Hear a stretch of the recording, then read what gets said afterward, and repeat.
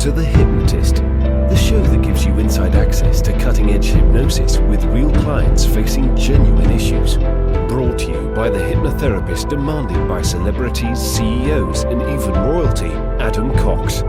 These recordings took place live from Adam's clinic in London's world-famous Harley Street. So, get yourself comfortable and enjoy today's episode of The Hypnotist.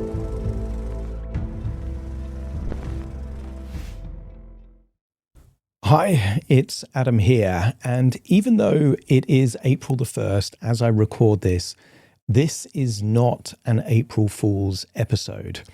It is, however, an episode that genuinely asks the question, can hypnosis enlarge your breasts? And it sounds ridiculous and it sounds almost unbelievable, but we actually do go into the genuine question as to whether or not this is actually possible in this episode. Now, for some context, I've been invited onto national television twice to address this particular question because there is a high-profile politician in the UK that used to be a hypnotherapist, is now the leader of the Green Party, Zach Polanski, and many years ago, about 12 years ago, he was in a national newspaper saying that hypnosis can enlarge your breasts. And now the media are using that association to damage his credibility. And when I was invited on to TV, doing basic research before I actually went on TV, my conclusion is that this is not true. It is not real. It is not something that you can do. And if there are any changes, they're going to be very temporary. They're not going to last very long. And that it is unethical for a hypnotherapist to actually say that hypnosis can enlarge your breasts. Very soon, you're going to hear and see the two TV interviews where I state that. I say that hypnosis can change your belief systems. It can't change your biology. And if hypnotherapists could really enlarge your breasts, why am I not seeing more hypnotherapists actually do it? And having a podcast about hypnosis, speaking at all the conferences, I know lots of hypnotherapists. And up until actually the interview that you're going to hear with Rob de Groof, you're actually, I would say, I didn't know any hypnotherapists that actually credibly thought you could do this. But because I shared these clips of me being featured on TV with my audience, and I'm connected to so many hypnotherapists, one credible hypnotherapist did reach out to me. In fact, a few, but one was very passionate about it. And I know Rob. He also speaks at a lot of the conferences that I speak at. He's a credible guy. He's not the kind of person that says stuff just for attention or exaggeration. And I'm one of these people that I don't like just holding a belief system without hearing the other side of things. So when Rob was putting messages and comments in my Facebook post saying, actually, there's some research that supports this, and actually I've done this with a few clients, rather than me just saying, right, I'm going to hold my fixed position, my belief system, I thought, what a great opportunity for me to have a conversation with Rob and actually investigate this. Now, I will say I've never worked with a client to do hypnotic breast augmentation or enlargement. Deep down, I'm very skeptical and cynical. I don't think it can do what cosmetic surgery can do, but it has got me thinking that there might be certain cases where hypnosis could actually have some kind of impact on breast size. I'm open-minded, whereas at the point where I did these TV interviews, I was very fixed-minded, and this is ridiculous, this can't be done. Now, I'm still going to hold that belief that it can't be done from my perspective, because I haven't worked with a client on this particular issue. I've not seen it, and I've not seen credible recent research. Even Rob mentions research that took place in the 1970s, and his research isn't in clinical controlled conditions. It is anecdotal, but he is a credible hypnotherapist that has actually seen results and did a pretty good job, I would say, of looking at the variables like menstrual cycle, like body weight, like other things. So I would encourage you to listen to this with an open mind and actually to put in the comments what you think. Do you think hypnosis can enlarge a woman's breasts, or is this just exaggeration? Is it a misconception? Is it a myth? Or is it just unethical? Let me know in the comments.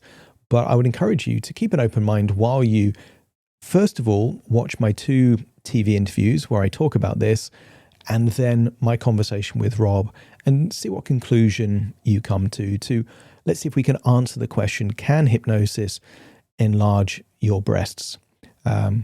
Stay tuned and let me know in the comments. I'm very pleased to be joined now by hypnotist Adam Cox. Adam, thank you very much for joining us in the studio tonight. It's a pleasure to be here. I regret that I've got to ask you this. It's the first time we've met, but can you hypnotise a woman to have larger breasts? Unfortunately, not for very long. I think the studies that have investigated this have looked at how hypnotic suggestion can influence female hormones, and that can temporarily, very temporarily, change the breast size, but it doesn't last very long. And I think the headline that was attributed kind of gave the idea that you can actually have breast enlargement without surgery. Yeah. And I would say that would be an unethical thing to say, because it gives the idea of permanently larger breasts over a long period of time, and that absolutely can't be done with hypnotherapy. But so you're saying that it can essentially be done on a short time scale? Yeah, I think most people have had the experience of having a physical reaction by something happening in their mind. They might be very anxious about something and their heart, starts beating faster, and they might feel tension in their gut. So there is a mind-body connection, absolutely. But whether or not that can actually kind of change the size of a female's breast permanently, no, it can't. Because you mentioned there about ethics, and that is kind of the first thing that came to my mind when I saw this. I was like, was that really ethical to be doing that kind of stuff, really? It might be bait and switch. So it might be saying, hey, I can do this thing, and then when you have the client in front of you, you say, actually, what you really want is high self-esteem and high confidence. That's still unethical, but less unethical than actually convincing someone that they can have bigger breasts and then not. That would be absolutely deceitful. I know hundreds of hypnotherapists, and I've seen over 1,000 clients, and I don't know a single one that's used hypnotherapy to change a woman's breast size. I do know lots of hypnotherapists that have helped people with weight loss and quitting smoking and phobias and confidence and anxiety. If hypnosis could really change a woman's breast size permanently, lots of hypnotherapists would do that because it would be very lucrative, and they're not. Yeah, which tells its own story in a way, really. So someone like Zach Polanski, is he a bit of a laughingstock in the profession, or not really? He's not known in the profession. Right. I speak at all the conferences. I have a popular hypnosis podcast. I know most of the hypnotherapists. I've never heard of him as a hypnotherapist. So, he was in Harley Street. Anyone can kind of book hours in Harley Street. It's not as impressive as it used to be 30 years ago.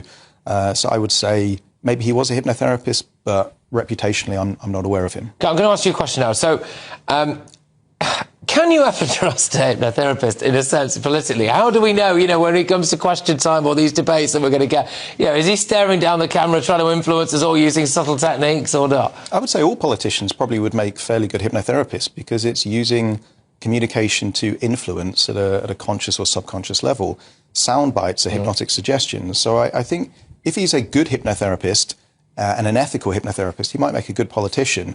But I would say if he uses that power for the wrong reasons, then, unethical. Well, I've been sitting opposite you for a little while now, and I can say there's certainly no chance my breasts have got any bigger. So thank you very much. I'd like to be joined by a real-life hypnotist, Adam Cox.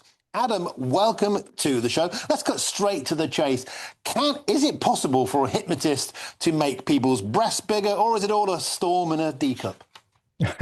Storm in a teacup. It's false. It's absolutely false. There is a lot of evidence that hypnotherapy can be very, very powerful and impactful in things like weight loss, in terms of phobias, in terms of anxiety and sleep and pain.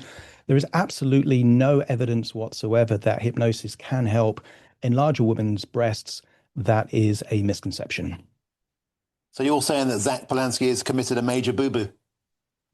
A big boo-boo. I think some hypnotherapists get overly enthusiastic with what hypnosis can do. And every now and then, hypnotherapists will make exaggerated claims, either because they're so optimistic or hopeful as to the wonderful things that it can do. But I would say that if hypnotherapy could help women enlarge their breasts, there are thousands of hypnotherapists around the UK and the world. Lots of hypnotherapists would be doing it. They're not, because it doesn't work. So presumably, if it did work, everybody would be strolling around, ample of bosom, and people like you would be retiring to the Caribbean. Absolutely. And I think lots of people know that cosmetic surgeons make a lot of money because there are a lot of people that are dissatisfied with their bodies. But that money goes to cosmetic surgeons. It doesn't go to hypnotherapists. Now, if a person wants to improve their confidence or their self-esteem, a hypnotherapist is a good choice. If they've got body dysmorphia, which many people that crave cosmetic surgery, have, again, hypnotherapy can help with that. It just cannot help change the biology. Hypnosis can change beliefs. It cannot change biology. Okay, Adam Cox, that's super. Thank you for helping us keep abreast of all current affairs. Appreciate your time, Adam Cox. Now, hi, it's Adam here. And on today's episode of The Hypnotist, I'm joined by a guest hypnotist to talk about a topic which some consider quite controversial. I'm joined today by Rob de Groof. Rob, welcome. Hello, guys. Good to have you on the show again. I think it was around about a year ago we last had you on the show, just in the run up to the Irish hypnotherapy, and you were talking about energy and I saw your presentation, and I'm going to pronounce it wrong. Qigong. Qigong, Qigong, Qigong, and fantastic presentation. And that morning I kind of did that kind of workshop with you, and I felt amazing. So, for those people that aren't familiar with Rob, could you give us a bit of an intro to you? Yeah, so I'm Rob de Groof is actually how you pronounce my last name, but in the English speaking world they always pronounce it like de Groof. So, but I'm from Belgium. I live also in Belgium, and I also live in Bulgaria. I travel a lot, teaching hypnosis, speaking at conferences. And I have a hypnosis center in Belgium. So I'm actually leading a team of hypnotherapists in Belgium. They have practices in different cities in the Flemish-speaking part of Belgium. So I still see clients, but only online anymore because I'm traveling too much. And at the moment, I'm also in Bulgaria. So after this podcast, I have a client, but an online client. I teach in Belgium, in my school in Belgium. There I train newbies, people who want to become a hypnotherapist. When I travel, it's more master classes for seasoned hypnotherapists, teaching the Jeffrey Stevens protocol, for example. Jeffrey was my mentor. When he died, his family asked me to keep his legacy alive. So that's one of the trainings that I do regularly when traveling. And of course, I have my own protocols and systems. And recently, I'm working on that Hypno Qigong thing that you just mentioned, that we talked about in the previous episode that we recorded. Yeah, that's actually what I'm doing. I'm creating a lot. I'm a creative thinker, and that's for me really important. I'm not a guy who wants to do like I used to do that, like 5-6 sessions a day for 5 days a week. That's not my thing. I like to stay in touch with the clients and still see clients. But I don't want to be just a therapist and just doing sessions. I have members in my team who are interested in just doing the sessions and then not the marketing, not building new stuff or writing books. So they do that, and I run the business and I teach a lot and create a lot. Perfect. Well, good to have that recap for everyone that either hasn't been aware of you before. The main conversation we're going to be having today is something controversial because I've been invited on national TV a couple of times to talk about a British politician. He's the head of the Green Party, which is kind of more on the left. And he used to be a hypnotherapist, over 10 years ago. And there was a bit of controversy around him because one of the national newspapers in the UK, The Sun, asked him to do some hypnotic breast enlargement as part of an article in the newspaper. He did that, and now he's a politician. The right-wing kind of media are kind of bashing him with that because it seems a little bit either unethical or implausible. And on a couple of occasions where I've kind of shared my social media clip of me being on TV, vast majority of people are saying, quite right, this is nonsense, you can't do this. But there's some people, including yourself, which I actually really respect and know are credible hypnotherapists, that say, hold on a minute, actually, the research can suggest that there are certain changes. Now, from the outset, because I've not really done too much of the research, my perception is that if there is any research, it's highly likely to show something temporary, maybe hormonal based, or maybe a placebo based, because if, as we know with hypnosis, you give someone the suggestion, right, I'm going to measure you again, and we're going to see the difference. If you're measuring breast with circumference, they could take a deeper breath in. It might be slightly larger than before. That was my perception. But like I say, I've not really done the research, but it seemed like you have done a bit of research and looked at some studies in the 70s. What does the research say when it comes to using hypnosis for breast enlargement? Yeah. So what I actually did, I was using this example in my basic trainings. There's always the question, what can you do with hypnosis? And then I obviously sum up all the normal things like stop smoking, stress release, and so on, weight loss. And I always ended with and breast enlargement. And then they start laughing. And because I make a lot of jokes while I'm teaching, for me it's more a performance than teaching. So they were just laughing, and I said, no, guys, there is some research done that's actually possible. And the question always came, have you ever done it yourself? And I was no, to be honest, not. Do you have a protocol for this? No, not. I don't know how they did it. I just know there is some research about it. And then one time I made a promise that once I hired an extra therapist, because I was actually planning to hire an extra therapist for my team, so I could have more time off to do things like that, to research things like that. So I promised the moment I have a new one and I can lower on my amount of sessions a week, that's the first thing that I'm going to do some research on. So what I actually did, and I already had seen the presentation, and I think it was at one of Anthony's conferences, the head hacking ones, with Felix Ekonominakis. He did a presentation on breast enlargement, and he was quite known in the UK for breast enlargement.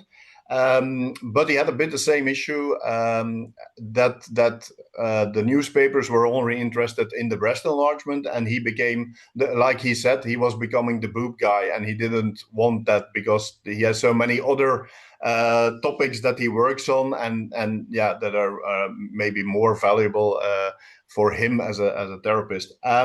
So I saw his presentation on a replay. I was not at that actual conference.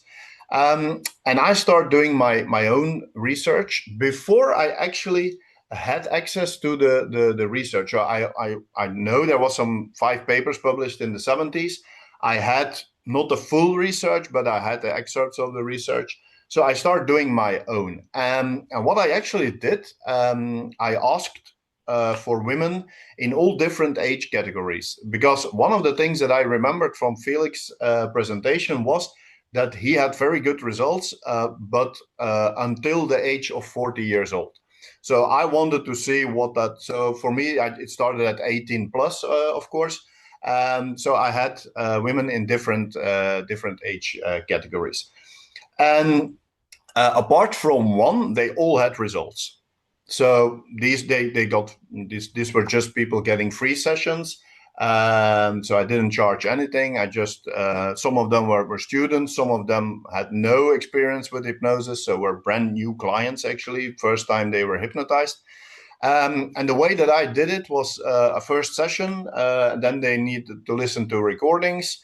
And then we had a second session, and they had to do like monthly measurements see what was going on. We were measuring different things.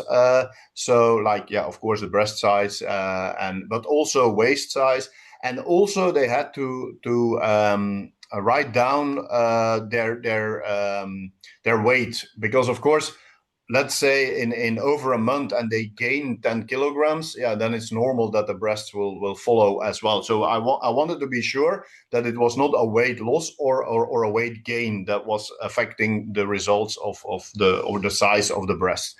And one thing that I also asked them to note down, I'm not sure that I did that from the beginning. I wanted them to note down when they had their period, because and at the end, so only one was no result, and all the others, they had the maximum was 1.5 cup size in growth. Yeah, and the funny thing actually was that the one that was in the age category 40 to 50, she had the best result. So my experience, and I afterwards I started working with paying clients, of course. My experience is that it still can be done when they are above 40, even when they hit the menopause. It's a bit more tricky then, but it's still doable. One thing that came out from my research, or from my test sessions, actually, I prefer to call it more it was actually, I used these sessions to create my protocol. That was it was not an official research, of course. One thing that came out was that because I'm also addressing the hormonal system, that I needed to ask upfront that they had any issues with endometriosis, because with one of actually the one in the age category 40 to 50, by addressing the subconscious mind to make changes, she got pain again so the endometriosis kicked in again. So she came back like 3 days later, because it was somebody I knew closely. So she contacted me immediately. We just did a quick session to inform the subconscious mind, hey, make all the changes that you need to make in the hormones and everything, but not affecting the endometriosis. And then the pain was gone immediately. So from then on, I asked a bit more questions from the background to see that, and I changed a bit the wording while addressing the subconscious mind for creating the changes for the breast increase. The good thing, actually, what I find, that's also what I've written in my book about the breast enlargement, is that I only got access to the actual research. I found 3 of the papers. I actually found the complete papers, and the things, what the results were almost similar with my results. So the approaches were a bit different, but not all that. Of course, they were using also audio. In most of them, they were also using audio as well. In one, and I found that really funny actually. In one, they had a control group. So in the one, so they were hypnotizing a group of people, and one group got the actual suggestions about breast enlargement, and another group was just hypnotized without any suggestions about breast enlargement. So that was a control group to prove that it was not the hypnosis doing it, but the suggestions doing it. So I found that really funny, because normally in hypnosis, there's no control group, because, yeah, they know that whether they are hypnotized or not. So, but in that control group, they just didn't give any suggestions about breast enlargements. And of course, they didn't have any increase. And the group that got the suggestions got increase. And one of the things that I also found really special in the research that I've done myself, and the one that I read, is in one they did some follow up as well. In the other 2, there's not much follow up. But what I also had in my results, and not only with my test group but also with my clients, is that the moment, because after a while, when the breasts are at the size that they want, or when there's no growth anymore, they don't need to listen to the recording on a daily basis anymore, of course, because that's not doable. After mostly, I say, like, it's 1 month. They get a second recording, and in that month, if we have the result, they can just stop listening to the recording. And that the same results came in that research. After that, when there's no suggestions anymore, when the hypnosis is done, when the protocol or the program is done, the breast increase will stay for 80%. So a 20% will go away because they're not listening, or they're not repetitive listening to the recordings anymore, but 80% of the breast growth will stay. So that's the result that came out of that research, but I see that with my clients as well. So, and with the clients afterwards, with the test group, I had one with no results, and with the test group, no, with the clients, I had one. She was actually a client from one of my students. I took her over, but yeah, no, I couldn't even get any result with her. And then there was another, and this is a really special story. Whenever I do a present, because I did some presentations, I did one in Australia. I think it's on YouTube about this, and I think I did one at one conventions in Europe as well, or no, it was an online one. When people ask me for the results, and especially after I did the research, I always make a little joke, and that joke came right back at me, actually. So I always made a joke, of all my test group, all of them had a good result, apart from one, and there was another one, and she only had growth in one breast, because she only listened to the recordings half of the time. That was my joke. Mm-hmm. Now, what happened? A few years ago, I was working with a client, and she sends me an email after like 3 weeks. I ask feedback, and she sends me an email, and she says, "Rob, something really funny is happening. Only one breast is growing." And I was like, "Oh, this is not happening. This is not." So actually, my joke came true. So I immediately called her and I said, "Can you come to my office? Because I really want to know what's going on here." So she came to my office, and we started doing some digging and some swanning and talking with the subconscious mind. And what happened, the moment when she was a teenager and she starts developing breasts, and the time came that she needed her first bra, she went with her mother to a shop, and it was years ago. So in that time, in some shops they were still measuring and fitting the first bra, actually.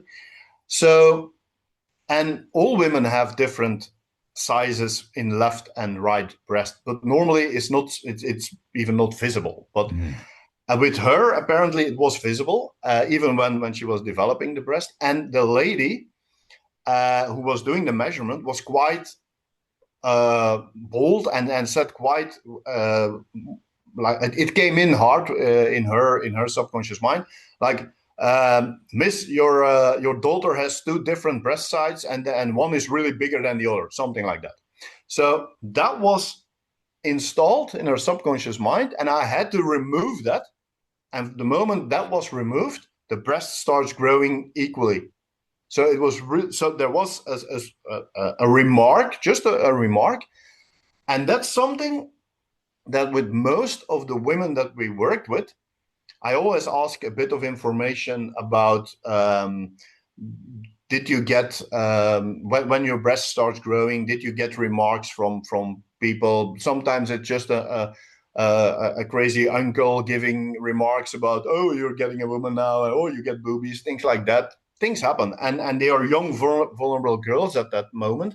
So most of the time, there is something that actually blocked the actual growth of the breasts. So if they already have big breasts, if they already have like breasts that are normal size for their body, then the chance that we will get some more growth with hypnosis is lower than when they have smaller breasts than actually what could be the right side for their body. Then there is probably something that blocked the growth of the breast to the full possible growth that they could be. So going from somebody who has like a slim figure and has already a C cup, and then she asks me to go to a D cup or even bigger, it's probably not going to work, because the way that I address it to the subconscious mind is that I ask the subconscious mind to do it on a safe way, of course, a healthy way, and that it's possible in what way whatsoever. So there is never like a guarantee that the subconscious mind will do it. We will see. Sometimes the growth is only what I also and I have a video testimonial of one of the girls, actually the one, because in my book Stop It there are some pictures, before and after pictures, and that's the same girl. And what she is also saying in the video is that for some women, her breasts were increased, but what was most important for her was that the breast had actually the size and the shape and the firmness like she imagined in the hypnosis. So they were exactly like she wanted them to be. And that was for some women, that's even more important than that they're actually growing. So they will grow, but for a lot of people, it's also the shape and how they look and how they the firmness and things like that. So it's possible, but most of the time what I see is that there is something in their teenage years that is blocking, or that was blocking the body to make the growth complete. Let me say it like that. Yeah. So if I'm hearing that right, the perception is that there was some kind of suppression of their natural breast size, and you're removing whatever that block was, and that might be early embarrassment or self-consciousness or something like that. And then when that goes, it and is your belief sexual abuse is also one of the, because it's a bit like what happens if girls if they actually suffer from sexual abuse, but also just some remarks can do the job. It's actually a bit of like a protection system, because breasts, of course, they have their goal, to it's to make women more feminine and more sexy and more attractive, and the mind can block that as a protection to, okay, we don't want that attention anymore from guys giving remarks, so maybe we better block off and make sure that the breasts stay small. So that's something that happens. It's not not every single client that I work with had something happening in the past, but most of the time, and when we remove that, the thing is, I don't use regression, as you probably know, that I'm not a big fan of regression. When it's needed, but most of the times it's not. So I'm not going to dig in. I'm just going to give the subconscious mind like, hey, we start with a clean slate now. safe. Maybe you did something in the past, but no need anymore. But I'm not going to dig in and to see what was the actual cause of it. I'm not really interested in that. I'm interested in the result in the future. That's what I am. That's the way that I work. And I've seen that a lot with weight loss clients, where maybe they were targeted, as a teenager, they were slim, and then there's a perception that, oh, okay, I was targeted because I was slim, and therefore they gain weight as a protective mechanism. So I can understand the logic of that. And is your perception that when the hypnosis is given, when the suggestions are given, is it that breast tissue is forming, or that there's a hormonal change? What makes the difference? It's a bit of both.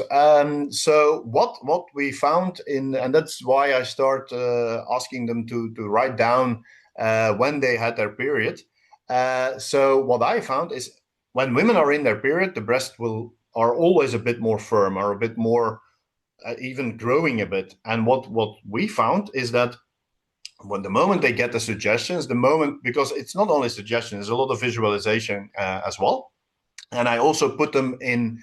One of the things that I always ask is in what type of situations would you feel better with bigger breasts? A lot of one common thing that always comes is, oh, then I can dress up more nicely. I can wear dresses with some more cleavage and things like that. So that's what I also had a bit of future pacing. See yourself with that nice dress going to a reception or a present or a meeting, whatever, or a dance. And it starts from getting prepared, taking a shower, getting prepared for going out, wearing that nice dress. So it's not only the suggestions; it's a lot of visualization as well. And what the direct suggestions that I'm giving is the subconscious mind to make the blood flow and the building up the breast tissue. But what we saw is that the moment they have their period, the breasts grow, and instead of the moment the period is over, it's going back to the normal size. It just stays, and the next month again and again, and that's actually what's happening. So and that's one of the things that because a lot of women and there's actually more demand for I can't get on the word in English now. Decreasing breast size. Yeah. There's much more demand for, and every time when I do a talk like this or a presentation on this topic, the question comes from the room from women. Hey, can you also decrease breast size because I have back pain because my breasts are too big and it's affecting me. I can't run, things like that. And there's no research done on that. You find some hypnotists selling recordings for that, but I'm not sure that's. I'm actually a bit the same like you. I don't believe those things unless I've done it myself. I had the same with breast enlargement. I was also a non-believer. I want to see it. I want to do it myself, create something, and then see the result with my own eyes. And so with the breast, and I had planned some research on that, but then COVID came and I had other things to do. But the breast decreasing, I'm not sure that is going to be that easy, because breast growth is natural. When women are pregnant, the breasts are growing. When they're on their period, the breasts are getting bigger. So the body knows how to do that. Yeah, the decreasing when there's nothing. I'm not sure that will work in the same way, but I'm still planning to do some tests and research on that because I know there is much more demand for that. So we will see. But there's no research. There's nothing that I can refer to or read about before that I start. So, and a question that I got a lot from men is, does this also work for penis enlargement? Again, not sure, because this is not I'm in my opinion is that it will not work because it's not a normal thing. It's not with like I said, with women's breasts when they're pregnant, when they're on their period, they grow. But I don't see the same thing happening with men. So I'm not sure that it's possible. Again, there are some recordings that you can buy for penis enlargement, but again, I'm not sure that that's actually going to work. So for me, once I start reading about it, when I start working and creating the protocol myself and doing the test, after a while, for me, it made sense. It was like, okay, but that's something the body can do, so why not? If you read books like You're the Placebo from Joe Dispenza, he mentions a lot of research that's done with athletes, with piano players, but one of the things that I refer to also in when I work with my golf players is there is some research done that where people are lifting weights, that when you have the group actually lifting the weights and you have the group just visualizing it, that they almost have the same muscle gain as the ones the ones actually lifting the weights and the ones visualizing it. They almost have the same increase in muscles because of the fact that your brain doesn't know whether you're actually doing it or you're just imagining it. So that's also, it's muscle gain. So breast tissue, it's muscles. They're because it's actually the supporting muscles that are growing the breast tissue, of course. So one thing that a lot of the feedback that I get from a lot of the women is once we start giving the suggestions, and especially when they start listening to the recordings, they feel also like sensations in their breast. They feel blood flowing there. They feel, it can be just a thing in their mind, but for me, it's not that big of an importance whether it's just they imagining that there is some sensations, as long as the result is there. So that's. And I guess in the animal kingdom, you see this on. I've seen a few documentaries of very hierarchical, let's say, animal groups, so gorillas or kind of lions. And the moment that a new alpha becomes, let's say, head of the pride, head of the group, they become bigger, and they're eating the same food, but it's almost kind of like something switches, and whether it's epigenetics or whatever it is, but effectively they became larger to align with their new role within that group.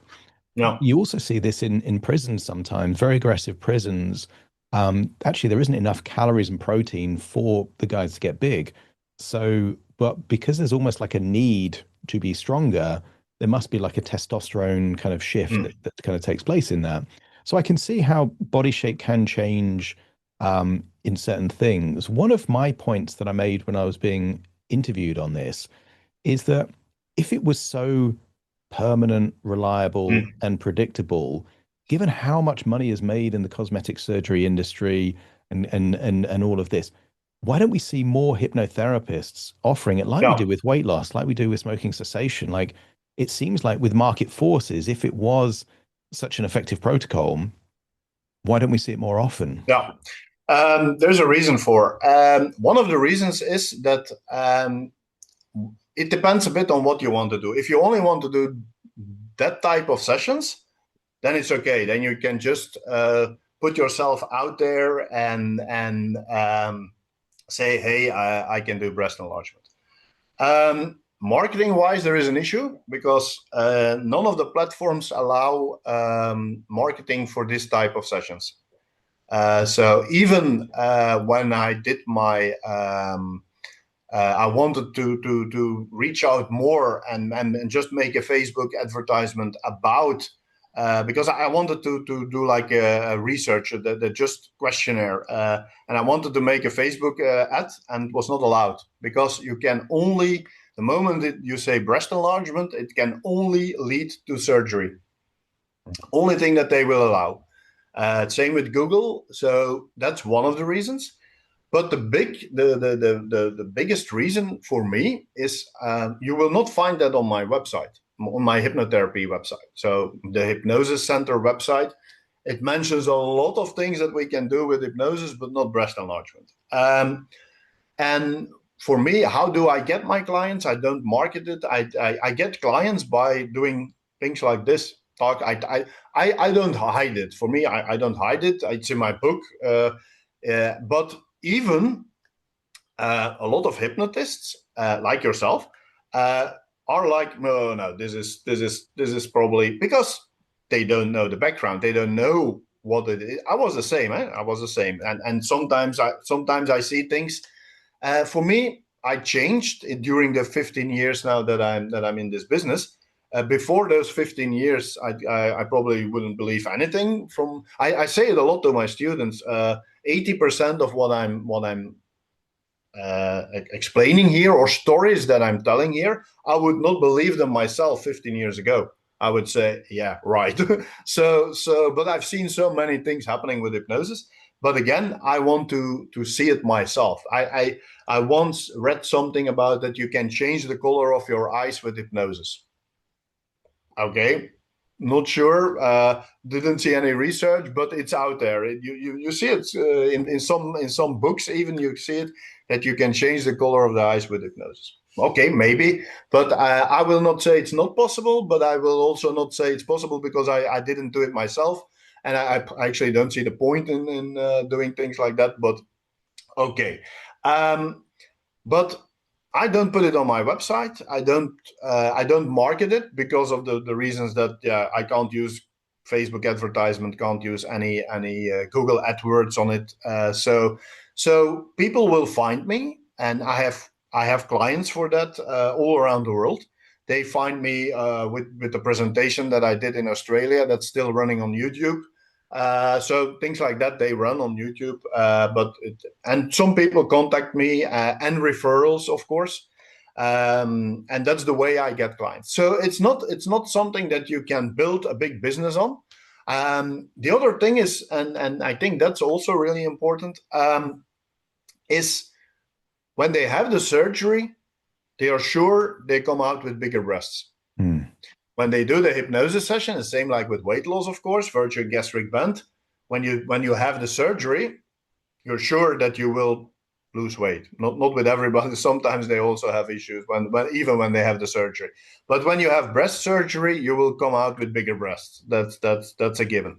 With the hypnosis, there's always a chance that it's not going to work. So there's no guarantee with that. Yeah, so it's less. It's so less that's one of the certain. things. And I guess it But takes of course, longer as well, because if you're saying it's the menstruation that is the catalyst for growth, then yeah. it's going to take place over months, and therefore, Yeah. It's not like this, of course. No. yeah. And I guess that would be the difference between It liposuction can and kind of it can hypnosis for weight loss. yeah. Like it takes place over a Yeah. longer period.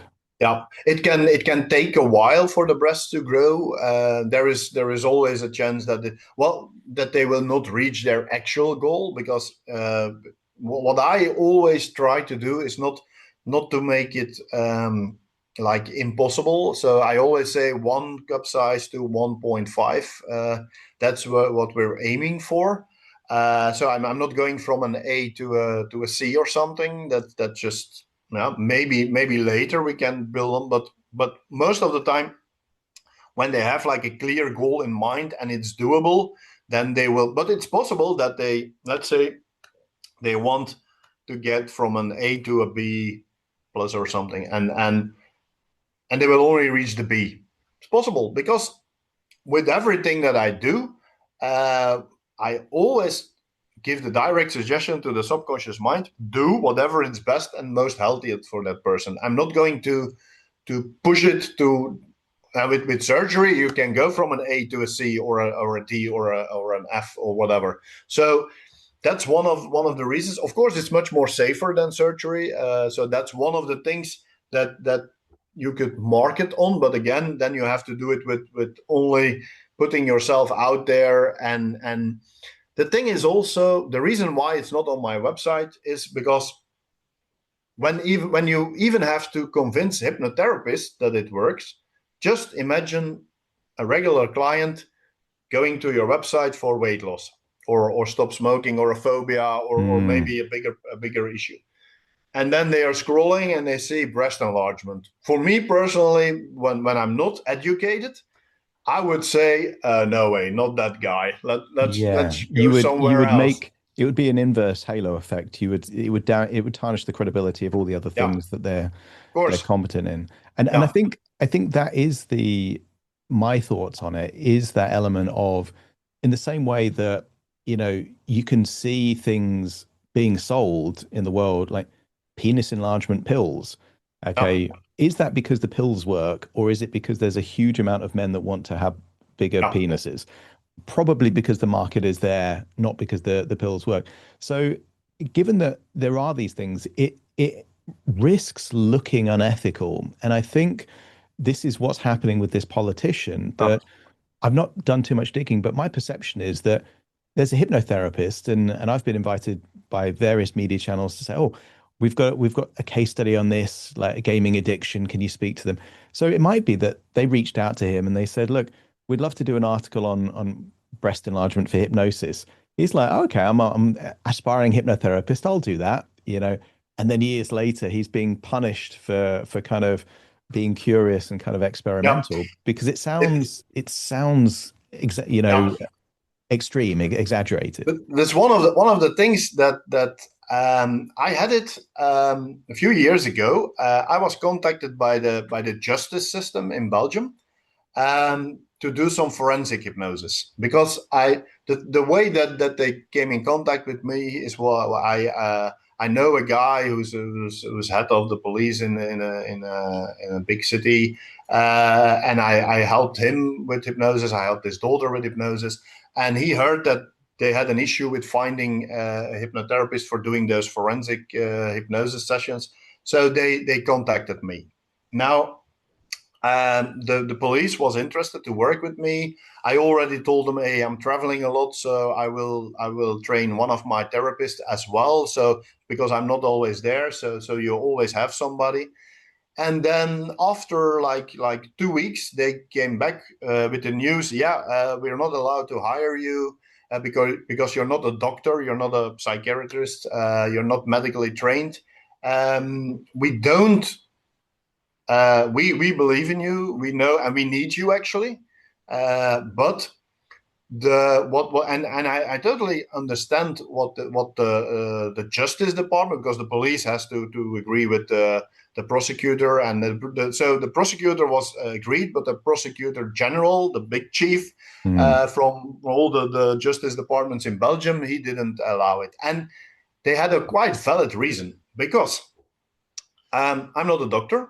I don't have credentials, and they say, and that the lawsuits in Belgium, especially the big ones with murders and things like that, that the lawyers, they are watching a lot of the American TV shows, and one of the first things that they do, they don't mind about the hypnosis. They just attack the guy who's sitting there. They will just so whatever expert is coming, and when the expert says something that's against their goals to defend their client, they will attack the credentials of the expert. And in my case, I come from entertainment, so if you find me, you will find pictures of me as a clown, as a juggler, as a magician. So they say, because you're not a doctor, they will find your pictures of the clown, and now you're a hypnotist. You probably are going to do your job well, but they will just attack you every single time on that, and we can't take the risk. Yeah, of the case collapsing because of the case collapsing that's because of they undermine the credentials of the expert. And that's something, and I used to be in politics, but for me it was the other way around. I was first in politics, and then I became a hypnotist. But I totally understand what's happening there. And these days it's so simple. You just type in a name, and whenever he said something a bit controversial, yeah, they're gonna use it, of course. And this is something, and I totally understand that. The moment you put it out there, and nobody and people are not educated about the fact that it's actually possible, then they just put it out there, and it will take his credibility down. That's one of the reasons why Felix and other guys also stopped promoting it, because they didn't want to be seen as the boob guy. There's a risk of reputation damage. You know, which I understand, because Felix, when I think of Felix, it's the kind of fussy eating kind of things that I kind of know him for. That's what he's known for now. But that's what his goal was to help people with those more complex things like eating disorders and things like that. But of course, it's the way that papers work is, like you said, and I don't know what that was the case for that politician, but it's much easier to get in a newspaper with saying, hey, I can enlarge boobs, than instead of, hey, I can help people with this and this mental issues. Yeah. Yeah, what because if it's you're a Jordan, and surprising. especially the Sun Sensationalism. and Yeah. that kind of, what do they want? Yeah, they want a big title. Hypnotist can enlarge boobs, or hypnotist can help you with your anxiety. Well, so that's how newspapers work. That's how media works, and yeah, they just want to stand out. So they need things like that, and that's the easiest way to get covered, of course. And yeah, that's. But it's the same with past life regression. I also tell my students, don't put it on your website, because again, if you have a stop smoking client and they see, especially in countries like Belgium, they see past life regression, they would say, "Oh no, no Yeah, they would way, assume not that that guy." the It's the therapist same. is a bit woo-woo.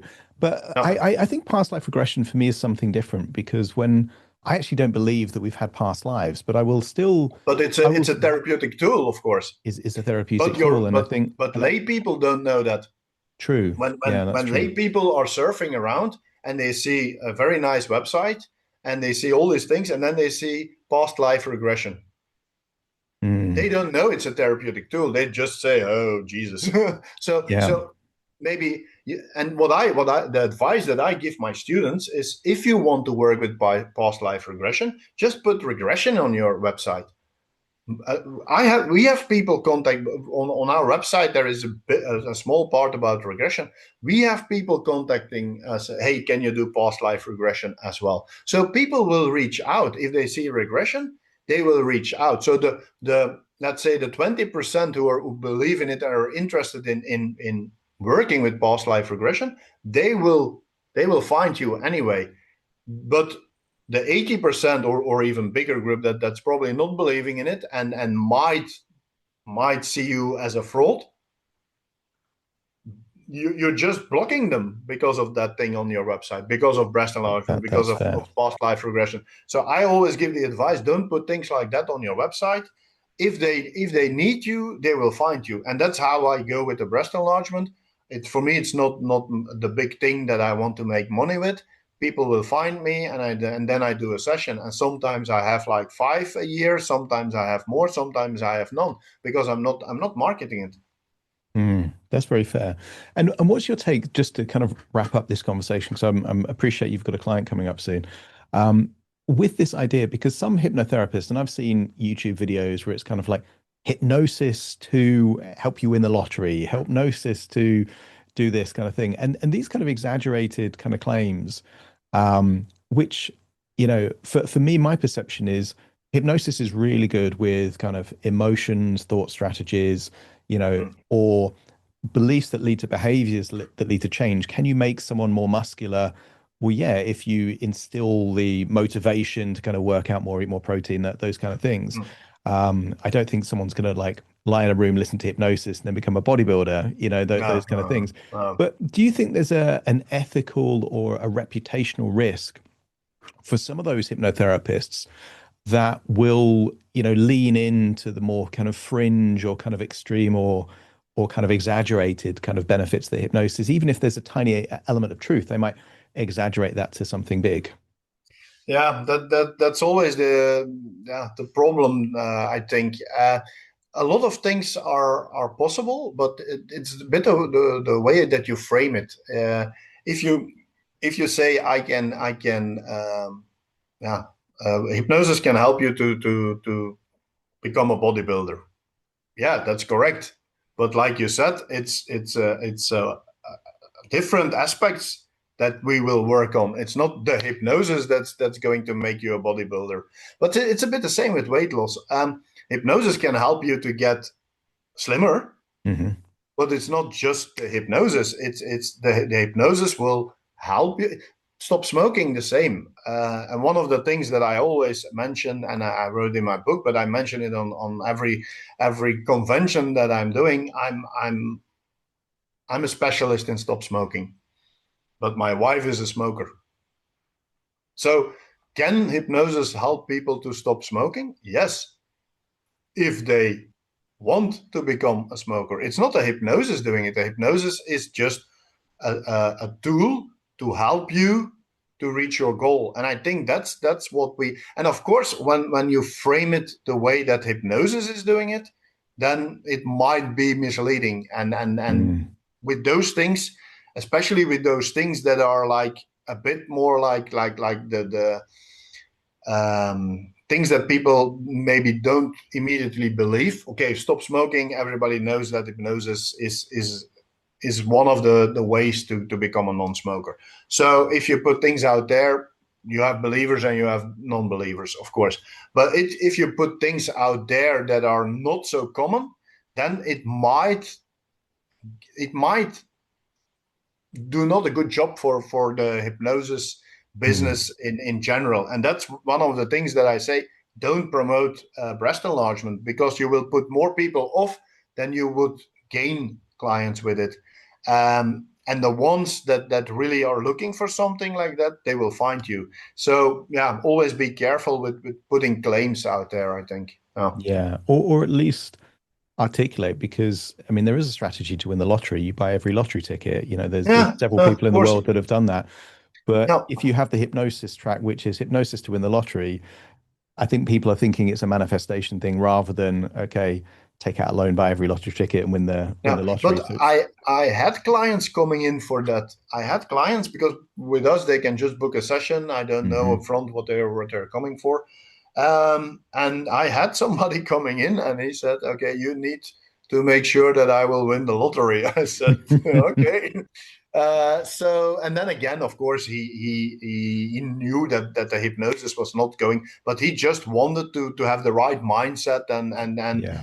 okay, but as long as he feels good with it, okay. But I'm not going to put that on my website, of course. Yeah, for But me, the ethical line is to kind of empower the client without mismanaging their expectations. I had a client with breast cancer, and she said, "Right, I want to work with you for hypnosis, so that I feel like healthy, that I'm healing." So I mean, they're all on my podcast, but I put a disclaimer saying that this hypnosis was to empower the belief systems of the client. You know, it's not a claim that hypnosis can cure cancer. And yeah, I think, you know, that element of, you know, for a hypnotherapist, particularly more well-known hypnotherapists like us, I think there is a duty to kind of not just kind of have the big headline kind of things like hypnosis does this, but actually maybe spark a conversation like we're having, which is why when I saw that, there's a lot of, particularly on social media, binary thinking, this is right, this is wrong. Actually, where you learn is, but you have a conversation like we're having now, and you think, okay, give it some nuance, give it some context, and you can see actually, in under certain circumstances, maybe it could, and why is this? That's much better than this is real and this yeah. works and this doesn't. Mm. It's a bit the same like with the discussion on past life. You don't have to believe in past life regression to use it as a therapeutic tool. I don't True. use it; it's not my thing. But I see the value in it. If people can, for me, one thing that I tell my students a lot is I'm not really into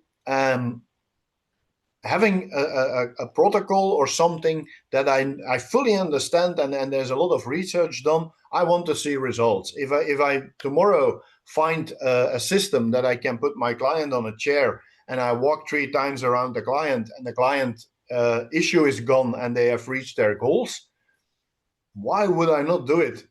Okay, Mm. there's no research about this, and there is no way how it's not going to happen probably, but why not? Because actually, our clients, they don't give anything about the research or about the background or They want the why is it results. working. They Yeah. just want the result, and whatever way we find, and everybody has his own way. And for one, for me, direct hypnosis is my thing, but I totally understand that some people don't like that approach and they want something else because it needs to fit you as a therapist as well. Mm. And once you find something that will give your client a good result, that's good for me. That's actually what they're paying us for. They're not paying. One of the things that I have to explain a lot to hypnotherapists as well is that my sessions are short. I especially when I do online sessions, I have a session in 15 minutes, but 20 minutes after, it's 11 o'clock my time here in Bulgaria. 20 minutes after 11, I'm offline again Mm. because I don't do long sessions. And maybe when my client has a lot of questions, I might be a bit longer online, but my clients are very well prepared because they get a video. I explain everything in the video. The pre-talk is already done. They know everything. So the only thing that I need to know is, hey, what's your issue? What do you want to get rid of? What do you want instead? I start my session. My hypnosis is about 8-9 minutes, and that's it. So I don't fill the hour, because I know a lot of therapists, they are in the mindset, oh, we need to fill an hour. No, clients are not paying for your time, they're paying for a result. And it's the same with the techniques you're using. For me, it's if I believe I can help the client, it's good. Whatever we are doing, is it scientifically proven or not, I don't care. I want result. Very fair. Anyone listening right now and they want to learn more about you, your training, and in fact, we'll have that video to one of the ones that you talked about, I think about the breast enlargement for hypnosis. But what's the best website that they can go to learn more about you? EuropeanHypnosisAcademy.com. EuropeanHypnosisAcademy.com. EuropeanHypnosisAcademy.com. That's actually the website of my English speaking school. That's probably most of the listeners will not understand Dutch, so we better point them to that website. The breast enlargement training is on there as well. In the shop, you can become a breast enlargement practitioner if you're interested in that. If you want to work with clients like that, everything is in there. The training, the research, the scripts, the audio hypnosis recordings that you can use, how to measure, how to follow up, and things like that. Everything is in there. If people have questions, there is a WhatsApp button on that website. It will come directly to me. So that's for at the moment, that's the easiest way for me to get, or for people to get in touch with me. Just hit the WhatsApp button and just introduce yourself and ask a question, and I will come back to you. So that's the best way. So EuropeanHypnosisAcademy.com. That's the way to reach me. Perfect. Rob, it's been great to chat with you again. I think you're going to be at the Irish Hypnotherapy Conference. Yeah, we will see each other there. Yeah. I'm actually not going to be there this year, unfortunately. Oh, you're not going to be there? Oh. No, unfortunately, I couldn't make it this year, but have a great conference. In fact, I'll put a link to the Irish Hypnotherapy Conference in the podcast notes as well. So if anyone wants to check Rob out in person, go to Irish Hypnotherapy Conference, and you're going to be at London, I'm guessing, November. Not sure about that yet, but I'm also going to be in Belgium. There is also a conference in Belgium. It's 9 and 10 May, if I'm correct. Yeah, it's in Antwerp, and everything will be in English, so people from other countries can join as well. So there are a lot of international speakers there as well, and I will be there. The one convention that I don't have to travel, so it's just 45 minutes by car. So awesome. Well, Rob, you take care. It's been a pleasure to have you on the show today. Thank you so much for joining me on today's episode of The Hypnotist. If you've enjoyed this episode or got some value from it, please give it a 5-star rating and review. And maybe you know someone that would also benefit from this particular episode, in which case share the episode with them so they can also get the benefit too. And if you would like to listen to this episode where it's just the hypnosis, so no intro, no outro, no explanation, just the hypnosis and completely ad-free, there will be a link in the description where you can subscribe at a very low cost and only get access to the hypnosis. So if that's of interest, please check that out. Thank you again for being a regular listener of The Hypnotist, and I'll see you again soon for more.